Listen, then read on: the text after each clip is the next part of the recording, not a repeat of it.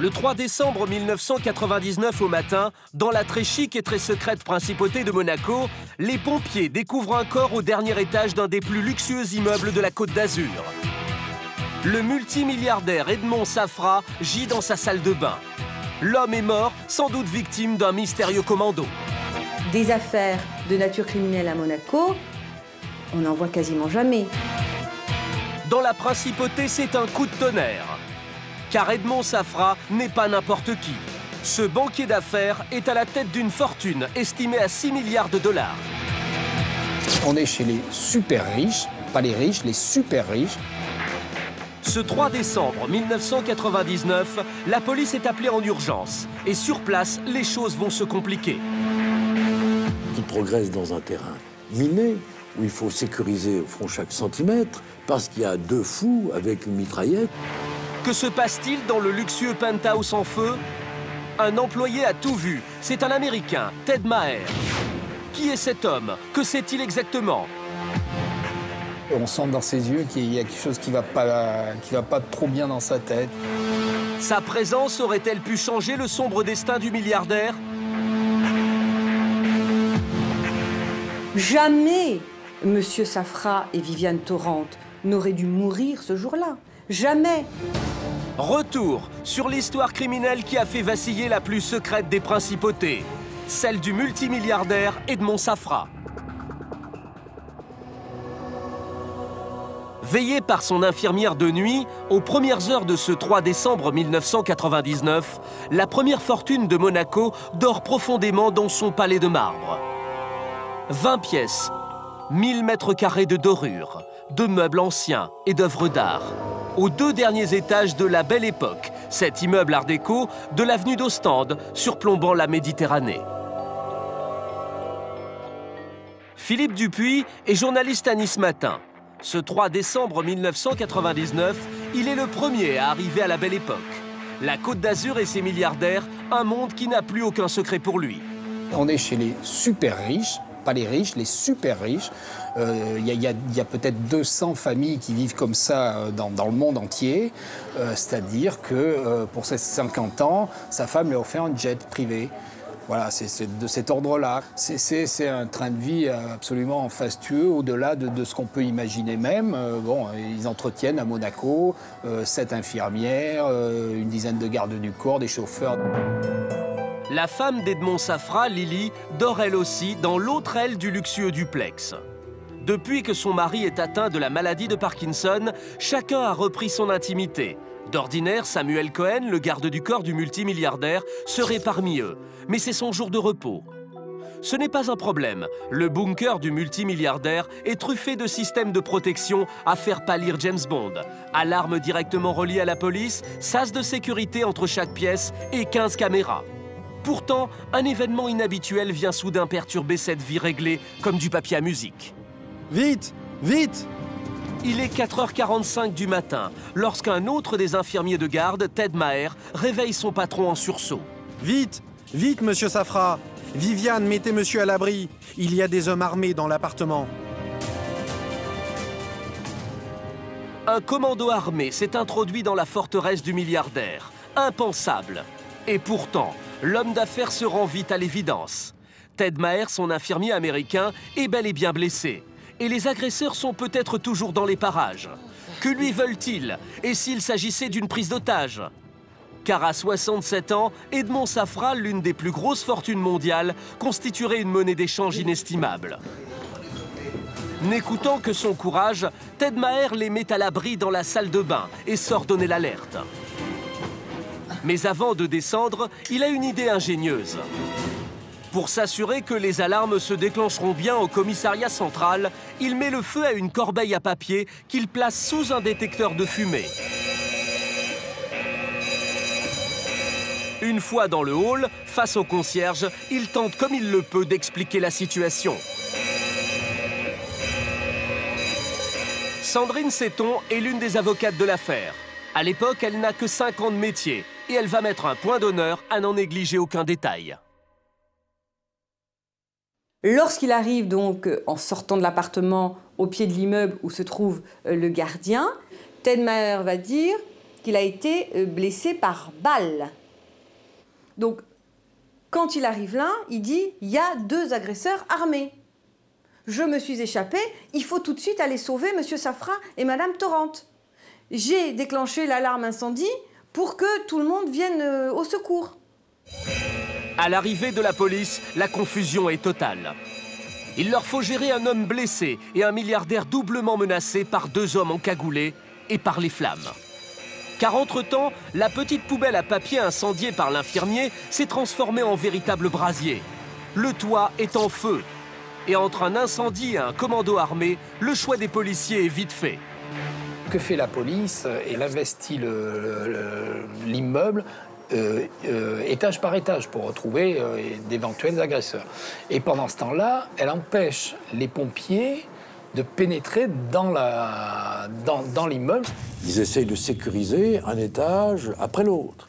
Et une des explications, même l'explication principale de la lenteur de la police et des services du feu monégasque, c'est qu'ils pensent qu'ils progressent dans un terrain miné, où il faut sécuriser au fond chaque centimètre, parce qu'il y a 2 fous avec une mitraillette qui vont arroser chaque apparition. Miraculeusement, Lily, la femme d'Edmond Safra, qui dormait dans l'autre aile du bâtiment, réussit à échapper aux flammes. Une fois en bas, elle tente de joindre son mari sur son téléphone portable. Et contre toute attente, il décroche. Elle va donc appeler son mari en lui disant « Sors, sors, il n'y a personne ». Elle-même est sortie toute seule de ses appartements sans rencontrer le moindre policier, la moindre personne. Et ça ne va interpeller aucun policier en bas. Ils ont laissé Madame Safra seule sortir, arriver jusqu'au bas de l'immeuble, mais eux ont encore peur de monter. C'est quand même extraordinaire. Cloîtré dans sa salle de bain, Edmond Safra ne sait plus à quel saint se vouer, sa femme ou la police. Car si les secours ne sont toujours pas montés le chercher, c'est bien que le danger menace. Le milliardaire est persuadé que le discours rassurant de sa femme au téléphone lui est dicté par les ravisseurs. Il préfère jouer la prudence. Il annonce à Lily qu'il ne sortira que si les policiers viennent le chercher en personne. Mais les agents sont bien trop occupés avec Samuel Cohen, le responsable de la sécurité du milliardaire, qui vient d'arriver à la rescousse de la Léopolda. L'homme de confiance d'Edmond Safra a beau leur expliquer qu'il a un double des clés et qu'il peut les guider à travers les 20 pièces du blocos, il refuse sa collaboration. Les services de police, d'une part, lui interdisent de monter dans les étages, alors qu'il dit « j'ai les clés, je sais où se trouve la chambre de M. Safra, et mon rôle, ma mission, c'est de mourir le cas échéant pour mon patron ». Les services de police vont interdire à Samuel Cohen de monter. Il va arriver à tromper leur vigilance, il va monter dans les étages jusqu'à l'appartement, et là, d'autres policiers vont le mettre à terre, vont le menotter et vont l'interpeller. Et puis on le ceinture et on le plaque au sol. Alors il dit « oui, messieurs, je suis le garde du corps ». Alors, on lui demande d'en justifier. Et puis, probablement, il avait une tête peu monégasque. Un Israélien, il avait une tête sémite. Qu'est-ce que c'est, ce type basané qui veut monter? Ennemi ou ami? Il est environ 7 h du matin lorsque les pompiers, faisant fi des consignes de la police, parviennent enfin, depuis le toit, à pénétrer à l'intérieur du palais. Il leur aura fallu 2 heures pour fracturer un seul volet blindé. 2 heures de trop. En arrivant dans la salle de bain du milliardaire, ils découvrent 2 corps inertes, ceux d'Edmond Safra et de son infirmière. Le rapport d'autopsie révèle une information troublante. Tous 2 sont morts par asphyxie. Il n'est fait état d'aucune trace de violence, ni de blessure par arme à feu. C'est l'incendie déclenché par Ted Maher pour sauver son patron qui est seul à l'origine du drame. Pourtant, l'infirmier reste formel. Il a bel et bien croisé 2 hommes encagoulés et armés qui lui ont tiré dessus. Un commando dont on n'a jamais retrouvé la trace. La police s'achemine vers l'hypothèse criminelle. Une information judiciaire est ouverte pour homicide volontaire. Qui en voulait à Edmond Safra? Dans la petite principauté monégasque, comme dans la communauté financière internationale, La mort de l'homme qui valait 6 milliards de dollars fait déjà l'objet de toutes les spéculations.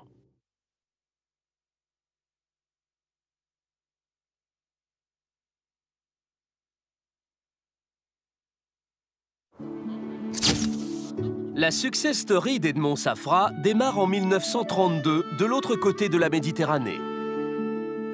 C'est à Beyrouth, au Liban, qu'il voit le jour au sein d'une famille de juifs séfarades pratiquants, qui a bâti sa fortune en finançant des caravanes de chameaux. Il a 17 ans lorsqu'avec ses 5 frères et sœurs, ses parents l'entraînent à la conquête du monde. Direction l'Italie, où il fait ses premières armes dans une petite société de négoce de Milan, avant de poursuivre son apprentissage au Brésil.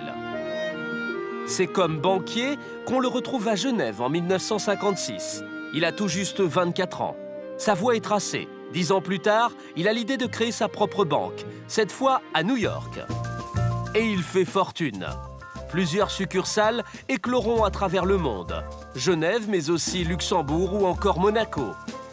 Elles sont un peu, dit-il, les enfants qu'il n'a jamais eus. Edmond Safra est multimilliardaire quand en 1976, à 44 ans, il trouve enfin l'amour sous les traits de Lily Watkins. Cette Brésilienne de bonne famille, maman de 2 enfants, a déjà connu à 38 ans 3 mariages et 2 enterrements. C'est avec Lily qu'à la tête d'une fortune désormais pharaonique, Edmond Safra se retire sur la Côte d'Azur. Monte-Carlo, mais aussi Villefranche-sur-Mer, où il fait l'acquisition de la villa réputée la plus chère du monde, la Leopolda. La voici, 2700 mètres carrés d'or et de marbre, au cœur d'un parc de 10 hectares. Un palais estimé à 500 millions d'euros, qui a accueilli les chefs d'État du monde entier. La plus belle chose au monde, parce que le lieu, parce que les parcs, parce que les jardins, parce que les œuvres d'art, parce que les enchaînements de marbre, parce que l'étoile de maître en guise de tapisserie, enfin, quelque chose de totalement exceptionnel. Au point que j'étais rétif à y aller, parce que je disais, bon, moi, chaque fois que je viens chez toi, je rentre à la maison, son sentiment de vivre dans un clapier en banlieue, ça me décourage.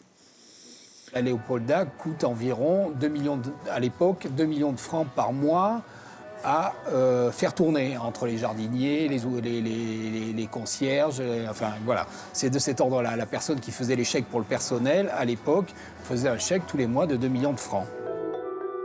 La Léopolda est une PME à elle seule.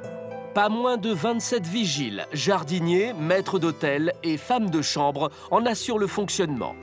Mais ce n'est pas tout. Le richissime banquier est escorté en permanence par un impressionnant service de sécurité. Sa fortune démesurée et ses liens privilégiés avec l'État d'Israël l'auraient rendu paranoïaque.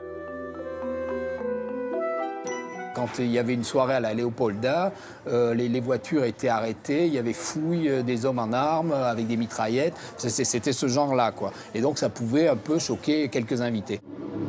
Edmond Safra aurait certainement mérité de profiter de cette vie mirifique encore longtemps. Mais le destin va en décider autrement. À 56 ans, atteint de la maladie de Parkinson, le multimilliardaire prend le parti de se retrancher à la belle époque, dans son duplex blindé de la principauté à l'inviolabilité légendaire. Qui pouvait bien en vouloir ce 3 décembre 1999 à ce brave retraité de 67 ans, handicapé par la maladie? Comment de dangereux individus ont-ils réussi à déjouer les systèmes de sécurité réputés infaillibles de la principauté monégasque? Pourquoi la police a-t-elle empêché les pompiers de faire leur travail?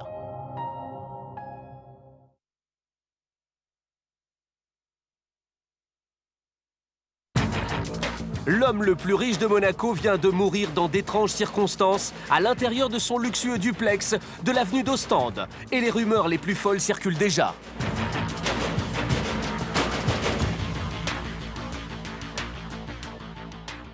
Dans la Vox Populi vont effectivement émerger tout un tas de théories donc, du complot. Alors il faut dire que la personnalité de M. Safra, s'y prêtait également. Il y avait eu un dossier peu de temps auparavant avec American Express où il y avait eu un litige financier très important. On a dit que c'était la mafia russe.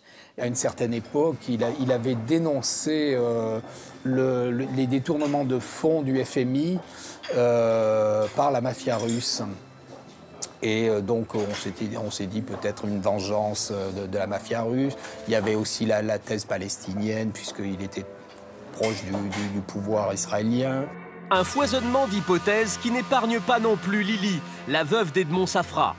30 ans auparavant, elle a déjà perdu son deuxième mari, Freddy Monteverde, dans d'étranges circonstances. L'homme d'affaires avait été retrouvé mort dans son lit, abattu d'un coup de revolver. Un drame classé en suicide qui avait fait d'elle l'héritière de sa fortune, estimée à près de 200 millions d'euros. On prétend qu'elle aurait obtenu bien mieux encore de son quatrième mari, Edmond Safra. Il avait modifié son testament quelques jours avant en faveur de sa femme Lili.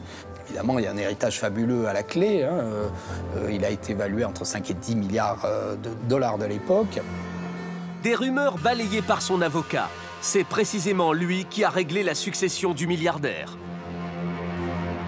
Son testament, je sais parfaitement quand il a changé, puisque j'étais là avec d'autres avocats et des notaires.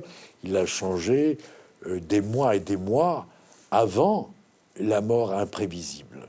Et il a légué la moitié de sa fortune à sa femme, il n'a pas d'enfant, sa femme, et la moitié à sa fondation. Voilà. Et naturellement, ça fait plus mystérieux de dire le jour même, il change de testament. Qu'est-ce que ça veut dire? Quel complot? Quels intérêts? Et puis pourquoi Lili aurait-elle fait assassiner l'homme qui partageait sa vie depuis 23 ans et dont les jours étaient comptés? La police n'a d'ailleurs jamais accordé le moindre crédit à ces commérages et l'épouse du milliardaire a été mise hors de cause. Les enquêteurs acquièrent malgré tout une certitude. Celui qui est arrivé à entrer connaissait la maison et en avait les clés. Les caméras de surveillance n'ont pas révélé de présence suspecte et aucune trace d'effraction n'a été constatée dans l'immeuble. À l'hôpital de Monaco, Ted Maher, rescapé de l'attentat, s'est remis de ses blessures et justement, ce sont elles qui intriguent à présent les enquêteurs qui viennent l'interroger. Contrairement à ce qu'il a affirmé, elles ne lui ont pas été infligées par une arme à feu, mais par une arme blanche. Plus étrange encore, les médecins ont relevé des traces d'anesthésiants sur les différentes plaies. Mais ce qui les intrigue au-delà de tout, ce sont les vêtements que l'infirmier portait le jour de l'agression. Ils ne comportent pas la moindre entaille. Ted Maher a donc menti. 4 jours après le drame, à sa sortie de l'hôpital, l'Américain est placé en rétention judiciaire. L'équivalent monégasque de la garde à vue. Et il avoue, il a tout inventé. Certes, c'est bien lui qui a mis le feu pour déclencher l'alarme, mais ce commando dont personne n'a trouvé la trace n'a jamais existé. Qui a alors blessé Ted Maher? D'où proviennent ces coups de couteau qui lui ont perforé l'abdomen et la cuisse? Pourquoi l'infirmier a-t-il menti à son patron puis à la police? Quel homme se cache vraiment sous la blouse blanche de Ted Maher? C'est un grand gaillard, bien bâti, beau garçon, des yeux clairs magnifiques, et en même temps, un regard qui interpelle. Un regard qui vous dit, tiens, il y a quelque chose qui ne tourne pas tout à fait rond. Et en même temps, un garçon timide, docile, gentil, courtois. Certainement pas un criminel, en tout cas. C'est un peu Dr Ted et Mr Maher. On sent dans ses yeux qu'il y a quelque chose qui va pas trop bien dans sa tête. Il a des traumas qui sont sans doute importants. Ancien béret vert de l'armée américaine, ouvrier du bâtiment, employé de casino, Ted Maher a exercé tous les métiers. Il est infirmier lorsqu'il fait la connaissance à New York de sa seconde épouse, Heidi. Mais avec son maigre salaire et 3 enfants à charge, difficile pour le couple de toujours joindre les deux bouts. D'autant que Ted Maher est lourdement endetté. Ils ont un procès avec un voisin, un litige stupide de voisinage, mais litige qui lui coûte énormément d'argent en frais d'avocat aux États-Unis.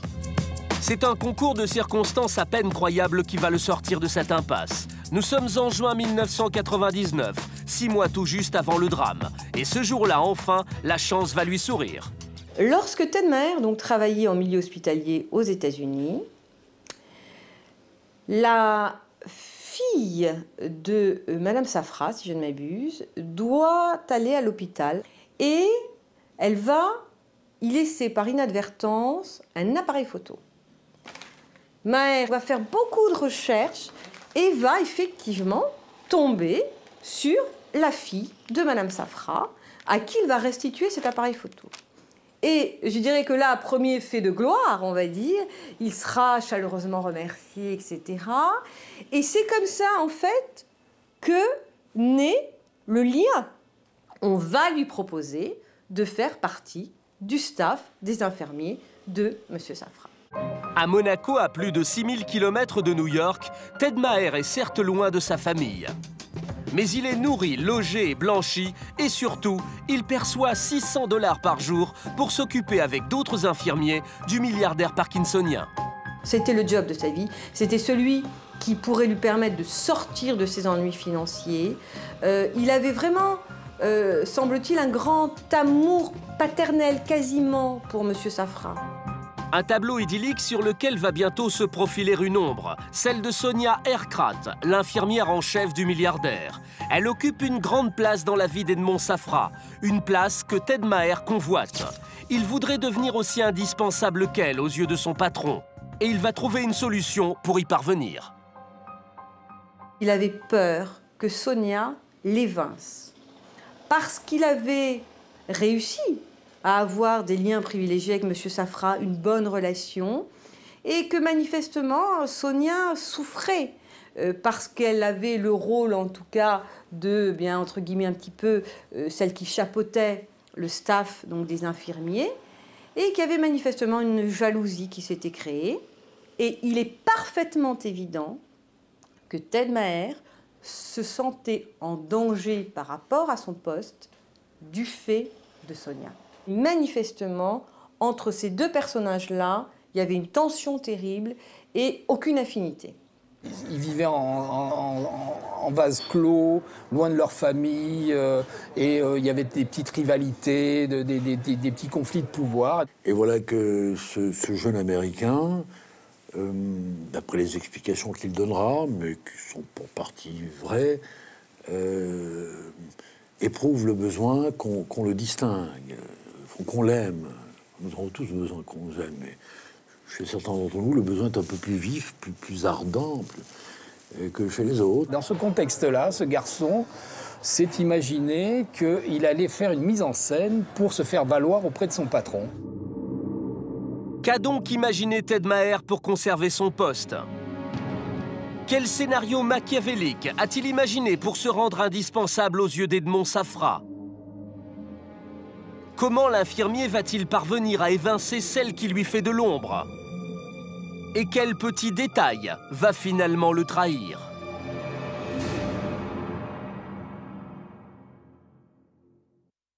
Cette nuit du vendredi 3 décembre 1999, de 1h à 3h du matin, Ted Maher assure ses 2 heures de veille auprès d'Edmond Safra, seul dans la chambre du milliardaire.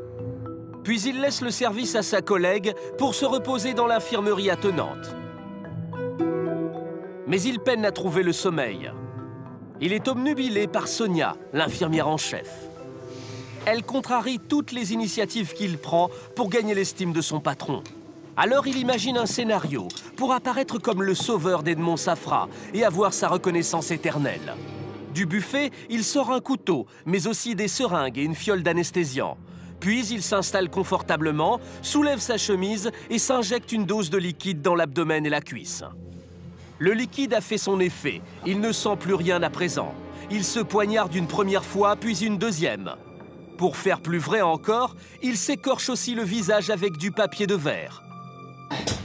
Puis, péniblement, à l'aide d'une bougie odorante, l'Américain enflamme un papier dans une corbeille qu'il prend soin de placer sous le détecteur de fumée afin de provoquer l'alarme. En sang, il sort prévenir son patron et Viviane, l'infirmière qui le veille dans sa chambre. Vite, vite, monsieur Safra. Mettez monsieur à l'abri. Il y a des hommes armés dans l'appartement. Il explique qu'un commando s'est introduit dans leur palais. Et les hommes sont armés. Ils lui ont tiré dessus. Pour preuve, ces traces de balles qui l'ont atteint à la cuisse et à l'abdomen. Mais n'écoutant que son courage, l'infirmier américain trouve encore la force de pousser ses protégés dans la salle de bain pour les mettre à l'abri. Ne bougez surtout pas. Leur dit-il avant de refermer la porte. Je descends prévenir les secours. Tout s'est déroulé comme prévu, à un détail près. Les pompiers, bloqués au pied de l'immeuble par les policiers monégasques, vont mettre 2 heures à atteindre le milliardaire, pris au piège par l'incendie déclenché par Ted Maher pour les alerter. 2 heures de trop. Lorsqu'ils franchissent le seuil de la salle de bain, Edmond Safra ne respire plus. Il est mort, asphyxié, intoxiqué par le monoxyde de carbone. Son bunker est devenu son tombeau. À ses côtés, les pompiers découvrent le corps de son infirmière, fidèle jusqu'à son dernier souffle. Jamais Monsieur Safra et Viviane Torrent n'auraient dû mourir ce jour-là. Jamais. Il y a manifestement un manque de coordination totale des services. Personne ne sait ce qu'ils doivent faire, personne ne se coordonne et on en arrive à cette catastrophe. Le procès de Ted Maher s'ouvre le 21 novembre 2002 au tribunal criminel de Monaco. Un événement exceptionnel dans cet écrin pour milliardaire, plus célèbre pour son palais princier que pour son palais de justice. C'est extraordinaire au vrai sens du terme, dans la mesure où le tribunal criminel de Monaco ne s'est réuni que très peu de fois, parce qu'effectivement, des affaires de nature criminelle à Monaco, on n'en voit quasiment jamais. Dans cet édifice aux allures de chapelle, où le dernier crime par arme à feu a été jugé en 1986, c'est une grand-messe très médiatique qui va être servie 10 jours durant, sous l'œil des journalistes du monde entier. Le procès de l'affaire Safra, c'est le procès du siècle à Monaco. C'est, comme a dit un avocat américain, c'est le grand prix de Formule 1 des procès, quoi, à Monaco. Nous avons le bâtonnier Bonan de Genève, et nous avons également Maître Kiechman. Ça donne déjà un petit peu le ton.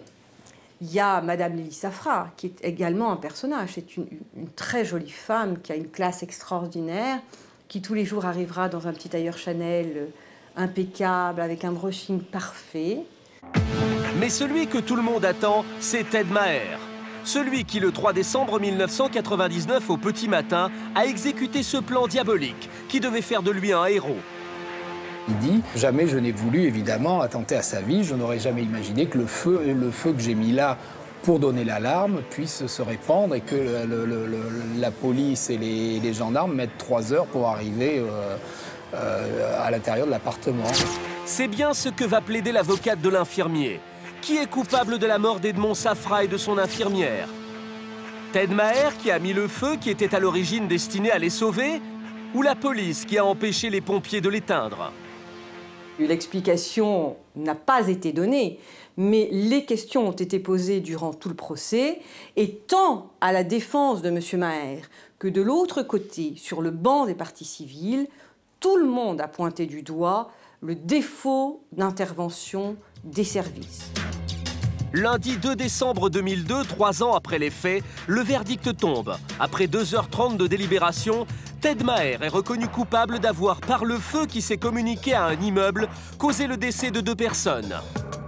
L'infirmier américain est condamné à 10 ans de réclusion criminelle et à 80 000 € à titre de dommages et intérêts. Pour la police d'élite monégasque, l'honneur est sauf. La stratégie de la défense destinée à la mettre en cause a échoué. Ultime rebondissement. Le 22 janvier 2003, Ted Maher arrive à s'échapper de la prison de Monaco, l'établissement le plus sécurisé du monde. Il est donc sur le sol monégasque, en plein milieu de la nuit, ne sachant pas quoi faire. Il va, par 2 fois, trouver sur son passage des policiers monégasques, qu'il va saluer poliment. Il continuera son chemin jusqu'à Nice, parce qu'il a l'espoir de pouvoir demander asile au consulat des États-Unis à Nice. Arrêté à Nice, Ted Maher écope d'1 an de prison supplémentaire.